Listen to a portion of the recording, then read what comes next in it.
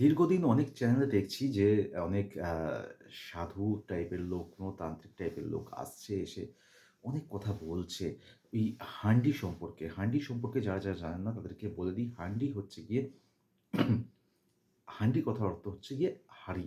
বাংলায় যাকে আমরা বলি হাঁড়ি। তো হান্ডি দিয়ে মারণ ক্রিয়া হয়, যেটাকে বলা হয় হান্ডি ক্রিয়া। তো অনেক সাধক, অনেক সাধক সেজে আসছে অ্যাকচুয়ালি।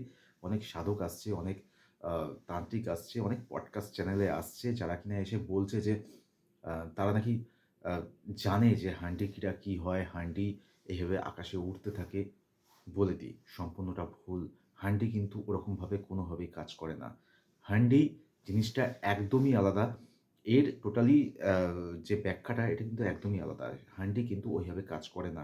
হান্ডির মধ্যে একটা হাঁড়ি, হাঁড়ির মধ্যে অনেক কিছু থাকে মারণ ক্রিয়ার।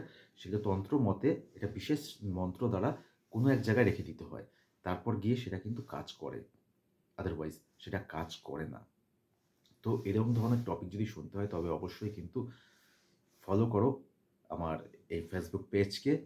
আর চোখ রাখো আমার ইউটিউব চ্যানেলে, যেখানে কিন্তু আলোচনা করি আমি সব ধরনের ভৌতিক এবং তান্ত্রিক মতে ক্রিয়া করা যেকোনো তথ্য।